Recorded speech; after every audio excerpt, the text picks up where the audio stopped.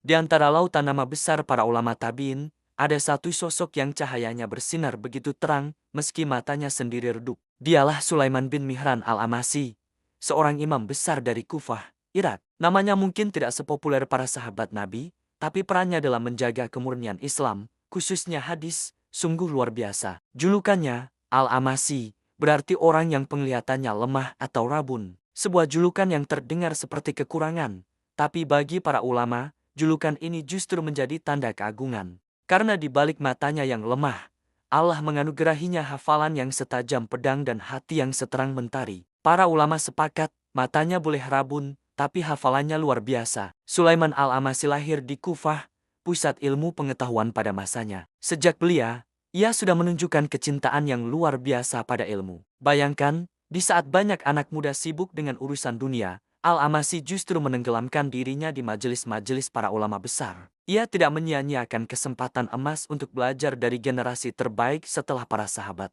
Gurunya bukan sembarang orang. Ia duduk bersimpuh di hadapan Ibrahim an-Nakhai, seorang faqih besar Kufah. Ia menyerap ilmu tafsir dari Mujahid bin Jabr, murid terbaik Ibnu Abbas. Ia juga menimba ilmu dari Atta bin Abi Rabah, Abu Wail, dan banyak lagi tabi'in senior. Dari merekalah, Al-Amasi mendapatkan ilmu Al-Quran, hadis, dan fikih langsung dari sumbernya yang paling murni. Zaman di mana Al-Amasi hidup adalah masa yang krusial sekaligus penuh tantangan. Saat itu, fitnah politik mulai mereda, tapi fitnah baru yang lebih berbahaya mulai muncul.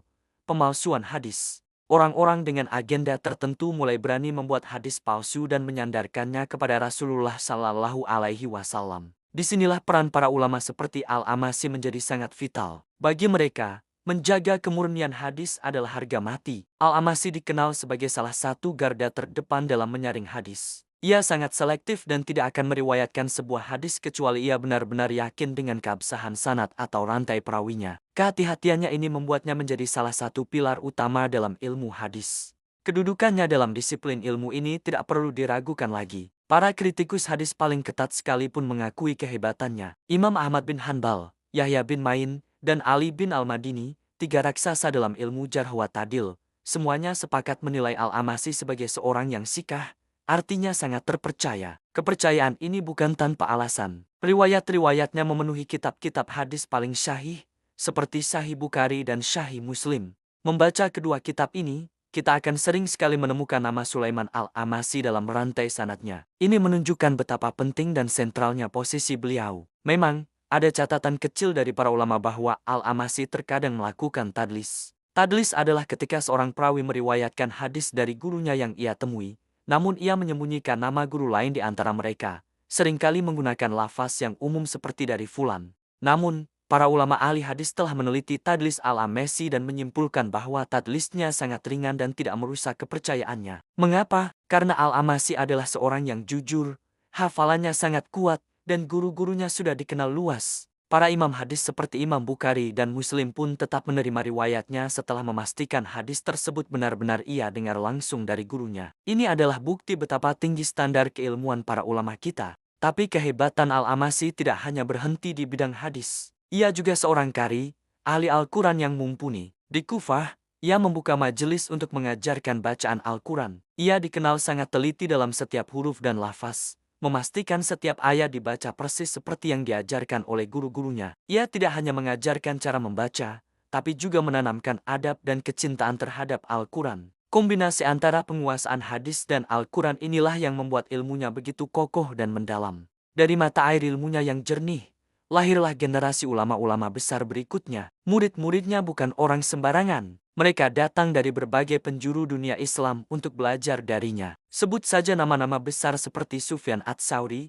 yang dijuluki Amirul Mukminin fil Hadis. Ada juga Syubah bin Al-Hajjaj, yang juga merupakan seorang imam besar dalam ilmu hadis. Lalu ada Waqi bin Al-Jarrah, guru dari Imam Syafi'i, dan Abu Muawiyah ad-Darir, yang juga seorang tunanetra dengan hafalan luar biasa. Murid-murid inilah yang kemudian menjadi fondasi ilmu Islam di generasi selanjutnya. Mereka menyebarkan ilmu yang mereka dapatkan dari Al-Amasi ke seluruh penjuru dunia. Lalu, bagaimana dengan akhlak dan kehidupan sehari-harinya? Disinilah kita melihat sisi lain dari keagungan Sulaiman Al-Amasi. Ia adalah seorang zahid, orang yang tidak terpengaruh oleh gemerlap dunia. Hidupnya sangat sederhana. Ia banyak berpuasa di siang hari dan menghidupkan malam-malamnya dengan salat dan munajat kepada Allah.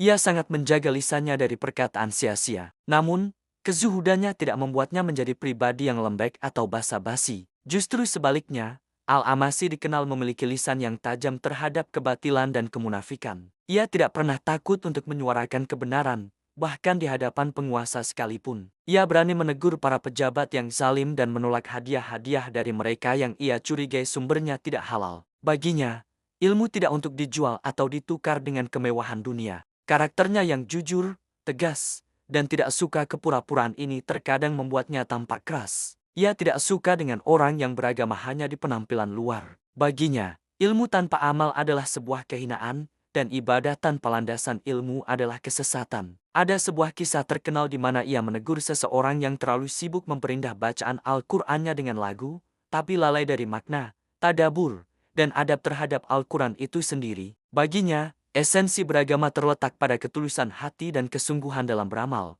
bukan pada formalitas yang kosong.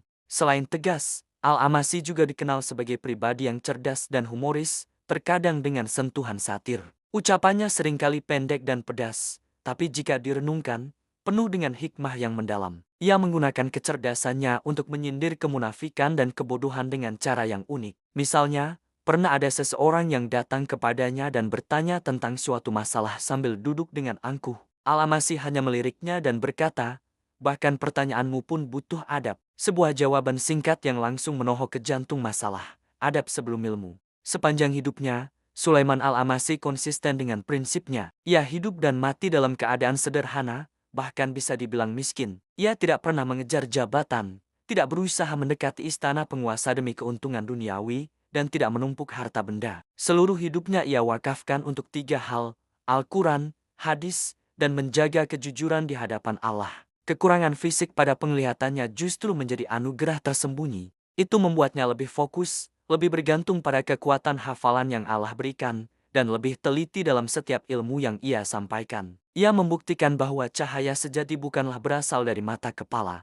melainkan dari mata hati yang diterangi oleh iman dan ilmu. Pada tahun 148 Hijriah, di kota yang sama tempat ia menimba ilmu dan mengajar, Kufah, Sulaiman bin Mihran Al-Amasi berpulang ke rahmatullah. Ia wafat tanpa meninggalkan harta warisan yang melimpah atau istana yang megah. Ia pergi dalam kesederhanaan, sama seperti cara ia hidup.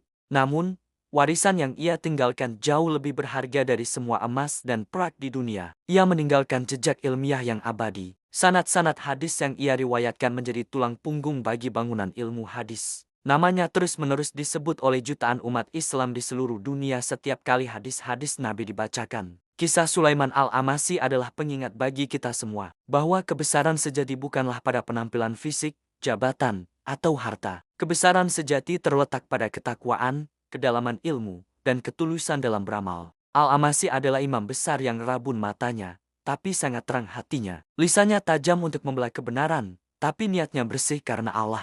Dan ilmunya begitu kokoh dan bermanfaat, karena ditopang oleh amalan yang kuat. Semoga Allah merahmati Imam Sulaiman Al-Amasi dan mengumpulkan kita bersamanya di surga. Terima kasih telah menyimak. Jangan lupa untuk subscribe agar tidak ketinggalan kisah-kisah inspiratif lainnya. Sampai jumpa.